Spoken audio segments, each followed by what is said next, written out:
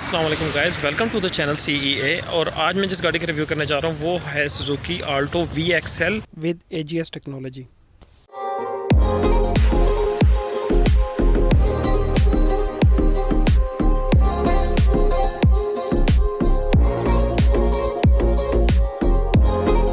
जो गाड़ी का फ्रंट है वो देखने में जो मैनुअल वाली आल्टो है जिसका मैंने पहले रिव्यू किया था बिल्कुल उसी तरह है। ये बिल्कुल फ्लैट फ्रंट है, ठीक है। और अगर इसकी हिस्ट्री की बात करें ना तो जो बाकी तमाम आल्टोस इससे पहले जनरेशन्स की आई हैं ये उन सब का जो ना मैशअप लगता है, मिक्सअप लगता है। 660 सीसी जिस जो मैंने मैनुअल गाड़ी का रिव्यू बनाया था ये वही इंजन है, जस्ट इसको जो है वो मेट किया गया है ऑटो गियर शिफ्ट के साथ। इसमें जस्ट जो है ना वो मोटर जो है वो गियर का मैनुअल गियर को जो है वो ड्राइव कर रही होती है और बाकी ये भी ऑलमोस्ट उतनी ही BHP जनरेट करता है जितना वो मैनुअल वेरिएंट करता है। यहाँ पे आप देख सकते हैं कि ABS है, ठीक है, उसकी सेटिंग है। एयर कंडीशनिंग है, ये उसमें नहीं थी जो वेरिएंट जिसका मैंने जो है वो रिव्यू किया था इससे पहले। ये इनका जो लेटेस्ट R सीरीज़ का जो इंजन है ना ये वो, क्योंकि पार्क सुजुकी का टेस्ट मूल था तो ये उन्होंने हमें जो है वो टेस्ट ड्राइव के लिए ये गाड़ी जो थी दी थी। और अगर मैं इस गाड़ी की साइड प्रोफाइल की जिक्र करता चलूँ ना तो अगेन ये जो है वो अपने बाकी वेरिएंट्स की तरह ही लगती है, लेकिन इसके ये जो डोर हैंडल्स हैं ये आपको जो है ना बॉडी कलर में मिल जाते हैं, ठीक है। और उसके बाद जो ये मिरर्स हैं ये भी आई गेस जो दूसरे वाला है वेरिएंट उसमें शायद ये ब्लैक कलर के हैं। गाड़ी की जो हाइट है वो काफ़ी मुनासिब है, ठीक है। और अगर मैं इसके टायर का जिक्र करता चलूँ तो जो इसमें टायर आता है वो यूरो का आता है, वो 145/80 जो है वो 13 इंच का जो है वो टायर इसमें जो आता है।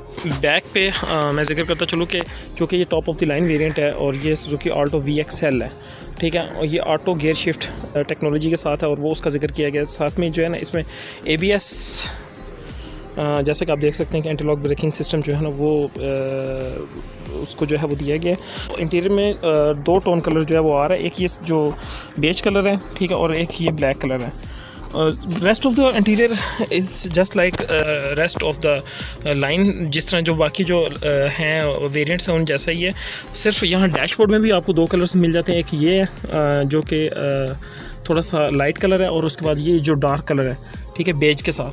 इसमें जो है वो कंपनी की तरफ से टच स्क्रीन आती है जो कि शायद एंड्रॉयड को, ऑटो को और जो है वो उसको सपोर्ट करती है मिररिंग को, ठीक है।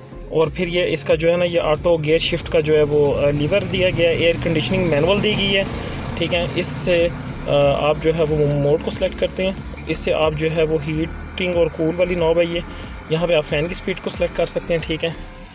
यहाँ पे इन्होंने जो है वो चार्जिंग की एक पोर्ट दी गई है, कुछ ब्लैंक स्पेस यहाँ पे है। यहाँ पे जो 2 कप होल्डर्स हैं, इसकी हैंड ब्रेक है जनाब, और फिर पीछे 2 कप होल्डर्स हैं। और ये इसका जो है वो क्या उसको कहते हैं ग्लव बॉक्स है जिसमें मैनुअल पड़ा हुआ है, ठीक है। ये SRS है, एक एयर बैग यहाँ पे है और एक SRS एयर बैग यहाँ पे है। ये इसका जो है ना वो गाड़ी का मीटर है डिजिटल। दरवाजे में जो है ना वो पावर मिरर्स का कंट्रोल दिए गए हैं, लेफ़्ट और राइट का, ठीक है। उसको एडजस्ट करने का सेंटर लॉकिंग का बटन दिया गया है। एक जो ड्राइवर साइड का शीशा जो है वो ऑटो है, बाकी सारे मैनुअल में। यहाँ पे जो है वो ऑन ऑफ की लाइट है, ठीक है। सन वाइजर्स की बात करूँ तो इसमें कोई वैनिटी मिरर नहीं है, जो पैसेंजर साइड का उसमें भी कोई वैनिटी मिरर नहीं है, ठीक है। ये हुक्स दी गई हैं। फ्रंट पे स्पीकर्स हैं, आई गेस ये डमीज़ नहीं है, ये वाकई ही जो है ना वो स्पीकर है, वर्किंग स्पीकर हैं। फिर उसके साथ में पॉकेट दी गई है। जो फैब्रिक है वो भी 2 कलर्स में, ठीक है, एक ब्लैक और ये टेन कलर जो कि उसकी वो बाकी थीम पे जो है वो मैच कर रहा है। रेयर में जो है वो अगेन लेग स्पेस है, वो जो इस कैटेगरी की जो भी पहले सुजुकी की गाड़ी आती थी, ठीक है, उसमें सबसे ज़्यादा जो है ना वो लेग स्पेस इस गाड़ी में, और ये बड़ी अमेजिंग बात है, ठीक है। और यहाँ पे पावर विंडो का कंट्रोल है, ठीक है, और ये ओपनिंग नॉब दी गई है। नीचे स्पीकर की आई डोंट नो ये डमी है या रियल है। और ऑन दी अदर हैंड भी यही चीज़ें हैं। जो रेयर पैसेंजर हैं उनके लिए ये जो सीट बेल्ट हैं ये अलग से दिए गए हैं। ये जो वेरिएंट मैंने जिसका रिव्यू किया था उसमें ये सीट बेल्ट जो थे ये नहीं थे, और वो जो सीट थी उसकी पिछली थोड़ी सी हार्ड थी, इसकी सीट जो है वो काफ़ी ज़्यादा सॉफ्ट है।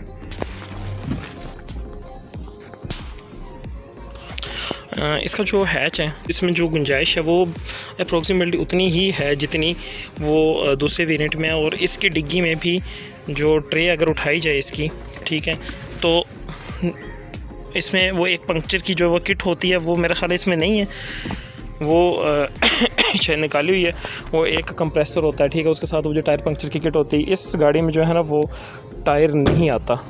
तो गाइस इसकी ड्राइविंग के दौरान जो है वो माइक में इशू हो गया, जिसकी वजह से मैं रिकॉर्ड नहीं कर पाया। तो अभी नंबरिंग के दौरान ही मैं आपको एक्सप्लेन कर देता हूँ इसकी ड्राइविंग के बारे में। मैं गाड़ी की सबसे पहले लुक्स का जिक्र करता चलूँ तो जो गाड़ी की लुक्स है वो काफ़ी ज़्यादा बेहतर है, और लुक्स जो है वो कहीं मिडल में एग्जिस्ट करती है। ना तो ये गाड़ी बहुत ही अच्छी लुक्स रखती है, ना ही जो है वो बहुत बुरी। तो लुक्स को मिलते हैं 5 आउट ऑफ 10। बाकी गाड़ी की फीचर्स का जिक्र करें तो कुछ इसके अपने जो डाउन ट्रिम लेवल्स हैं उसकी निस्बत इसमें जो फीचर्स हैं काफ़ी ज़्यादा बेहतर हैं। तो फीचर्स को मिलते हैं 5 आउट ऑफ 10। रिलायबिलिटी का जिक्र करते चलें तो चूँकि ये एक सुजुकी का प्लेटफॉर्म है, ये मोस्टली रिलायबल रहता है, तो रिलायबिलिटी को मिलते हैं 8 आउट ऑफ 10। बाकी गाड़ी की सेफ्टी का जिक्र करते हैं तो ये top of the line variant है। इसमें तकरीबन ऑप्शंस जो है वो आपको बहुत ज़्यादा मिलते हैं। जैसे आपको एंटी लॉक ब्रेकिंग सिस्टम मिलता है, उसके बाद आपको जो है वो एयर बैग मिलते हैं, ठीक है, इमोबिलाइज़र है।